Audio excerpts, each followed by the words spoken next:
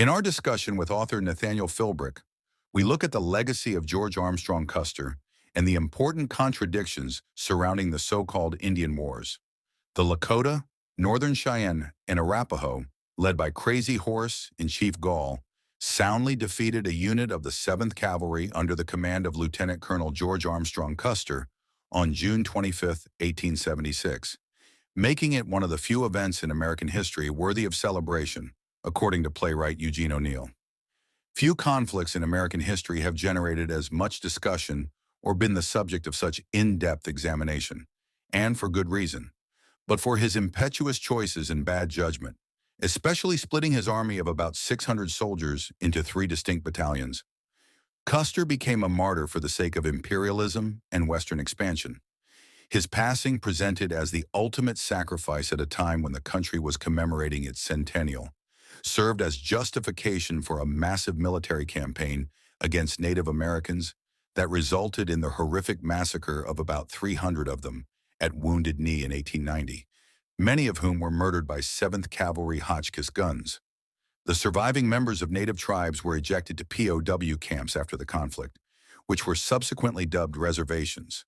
The mythologized portrayal of Custer and the cruel reality of the so-called Indian Wars, in which Native Americans, including women, the elderly, and children, were mercilessly massacred, stand in stark contrast to one another. In order to seize territory that Native Americans had been promised indefinitely, the U.S. administration routinely violated legal treaties. White hunters drastically reduced the buffalo populations, which were essential to the nomadic tribe's existence.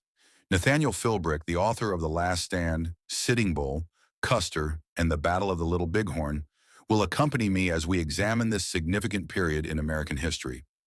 As I've already expressed, I think this book is on par with Evan Connell's outstanding Son of the Morning Star and Dee Brown's Bury My Heart at Wounded Knee. I want to talk about Custer, who was a well-known celebrity in addition to being a general.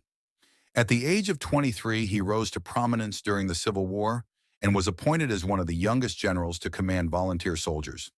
He actively interacted with the media and wrote his memoirs. Could you give us some background on Custer before we talk about what happened? There is, in fact, a specific instance from his early years that aptly reflects the guy he would grow up to be. His father went with him to the dentist when he was 4 years old and needed a tooth out. Custer was terrified of blood at that time, and it was late at night. "Be a good soldier, and we will get through this together," his father told him, encouraging him. Custer did not even whimper as he was extracted. "You and I can defeat all the Democrats in Ohio," he declared, turning to face his father. He was up in a politically active household in New Rumley, Ohio, where the antagonism between Democrats and Whigs was a defining feature.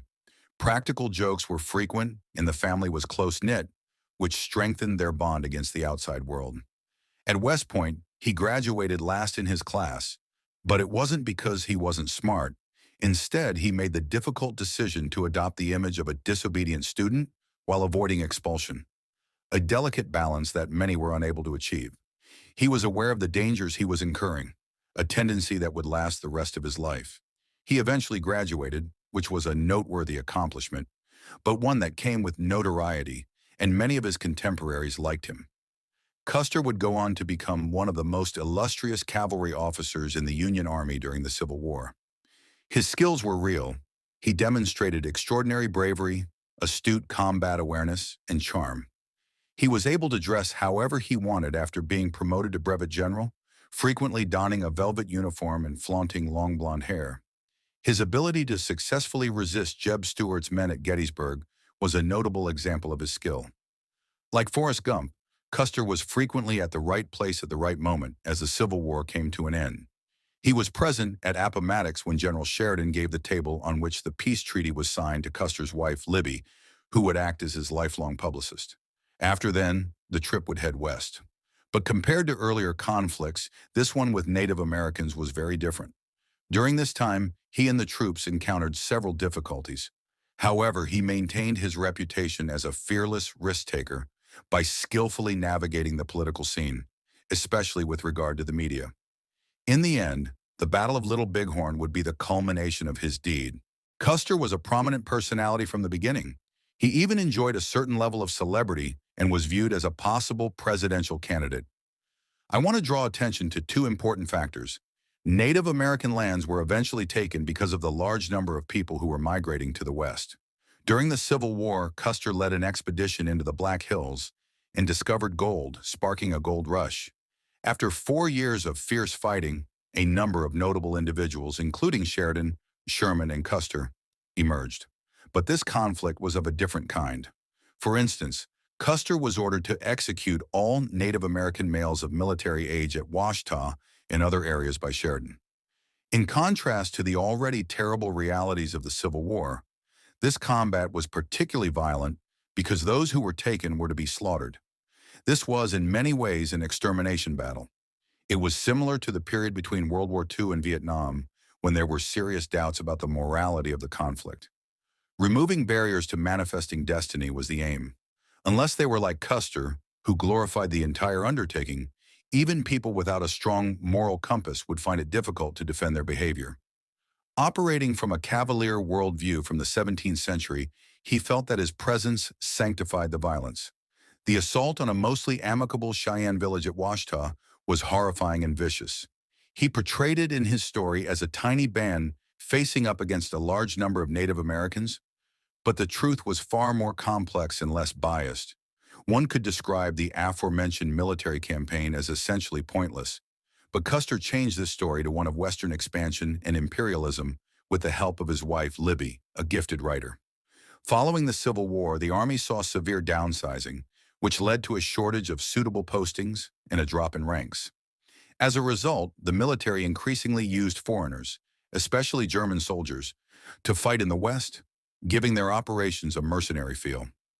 Nevertheless, Custer's trip to the Black Hills produced news of gold finds, which catapulted him back into the spotlight and sparked speculation about his possible presidential run. However, he lacked political savvy, which frequently resulted in him saying foolish things. When Custer accused Grant's brother Orville of wrongdoing in the administration of Indian reservations, tensions increased even further under Republican President Grant, who detested Custer. Custer was at the center of a momentous occasion when this battle finally came to a head in the legendary encounter at Little Bighorn, which also happened to be the country's centennial. The terrible facts, such as the pervasive sexual abuse against Native American women, stand in sharp contrast to Custer's depiction of the fights on the plains in his book, which is probably titled My Life on the Plains. Mona Sita, an 18-year-old girl, was taken by Custer himself and kept as a concubine. The statement made by a soldier in your book conveys a troubling mindset, implying that Native American women were thought to be simple pickings for attacks. Villages were destroyed during this conflict, which was characterized by extreme brutality and a sharp contrast between the idealized stories Custer and other white characters told and the harsh realities that were mostly unrelated to these stories. In actuality, it was a vile and gloomy conflict that left no one feeling proud. In addition to romanticizing his marriage to Libby, Custer was having affairs with Native American women as though they were merely concubines. The presence of his brother Tom, who had supported Custer during these events and had been awarded 2 Medals of Honor during the Civil War, added to this hypocrisy. Whether Tom might have fathered a kid with Montecito is one of the historical conjectures surrounding Custer's possible infertility from gonorrhea earlier in his life. This circumstance highlights the unsettling facts of Western expansion. Americans aim to portray this undertaking as a divinely approved advance across the continent, introducing civilization to what they considered to be barbaric peoples. People like Custer believed it was their responsibility to portray these horrible deeds in the best possible light. Custer was especially well suited for this position because of his skill at interacting with the media and his talent for quotable statements, which Libby frequently polished. In addition to embodying many of the more sinister facets of American history, he also symbolizes the spirit of adventure that has enthralled people worldwide and is embodied in the myth of the Last Stand. People like Custer are framed as victims in this story, which frames an imperial destiny. I want to go into more detail about the combat itself, paying special attention to Custer's attack on the sizable Indian encampments. In direct contrast to the romanticized accounts of Custer and other white figures and the harsh realities faced on the ground, the struggle demonstrated a fundamental savagery that was typified by the destruction of towns. This war was not honorable. Instead, it was a vile and gloomy event that made no one feel proud. Custer, who purportedly romanticized his union with Libby, was also having affairs with Native American women as though they were merely concubines. The appearance of his brother Tom, who supported Custer during these events and had won 2 Medals of Honor during the Civil War, added to this duplicity. Historians have conjectured that Tom might have fathered a kid with Montecito because of Custer's possible sterility from a previous episode of gonorrhea. These disclosures present an unsettling image of Custer's situation. This circumstance highlights the wider ramifications of Western expansion, as Americans attempted to present their activities as a divinely approved advance across the continent, introducing civilization to what they perceived to be barbaric peoples. People like Custer felt obliged to paint the best possible picture of these horrible deeds. With the support of his wife Libby, who helped him polish his public persona, Custer was extremely skilled at interacting with the media and frequently offered memorable statements. His persona, who embodies a mixture of terror and intrigue, captures many of the problematic elements of American history. A global story of the last stand is reflected in the paradigm of the daring hero storming into danger, which strikes a deep chord. People like Custer are shown in this story as victims of their situation. I want to go into more detail on the actual particulars of the conflict, especially Custer's massive attack on the Indian encampments. Custer came into a scenario that was bigger than anything he had ever seen. Knowing that warriors would be reluctant to assault him in the presence of weaker people, he turned to kidnapping women and children and used them as human shields. At the Little Bighorn, he was going to use exactly this strategy. You argue in your book that he came close to winning before losing. Please give a summary of what happened that day. Custer was keen to get in touch with the community, which had an astonishing 8,000 to 10,000 Native American residents and was ruled by Sitting Bull and Crazy Horse. But he lacked brains to a great degree. Even while he knew they were there, the landscape made it difficult for him to determine how many they actually were. He divided his forces into 3 distinct units, which was a crucial mistake that was not appropriate for facing a more formidable foe. He didn't fully realize the magnitude of the opposing power until much later. Because the people who lost their lives with Custer were unable to communicate their viewpoint, the Battle of Little Bighorn is still mostly unknown. However, a number of Crow scouts who were close to him at the time gave different stories. Custer's strategy ultimately reflected his previous actions, plunging into combat with divided soldiers in an attempt to achieve personal glory. But he quickly recognized the size of the village he was confronting. This was not a singular occurrence. Custer has already put himself in the similar situations and was able to get out of them. For example, he had effectively utilized women and children as shields to get away during the Battle of the Uwajita. There is evidence that he used a similar tactic during the Battle of Little Bighorn.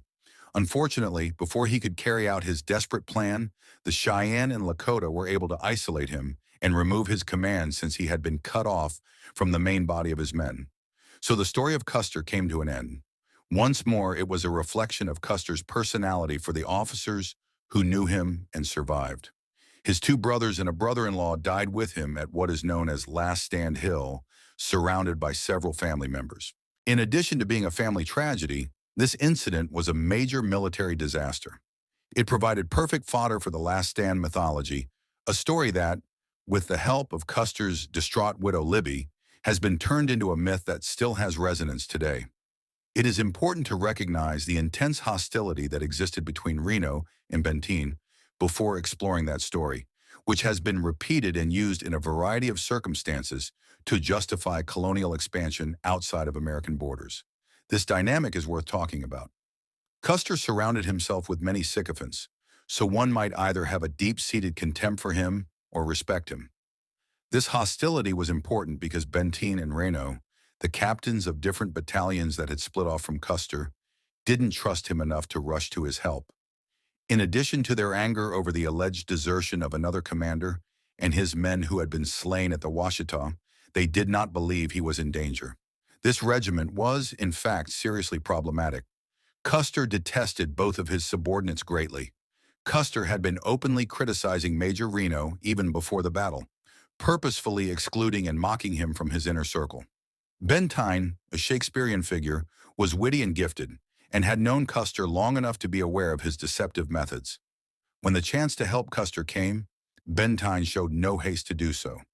He is adamant that Custer deserted them, which led to what can be called the second-to-last stand, in which a sizable Native American group besieges Reno's and Bentyne's soldiers for several days before General Terry shows up to offer assistance.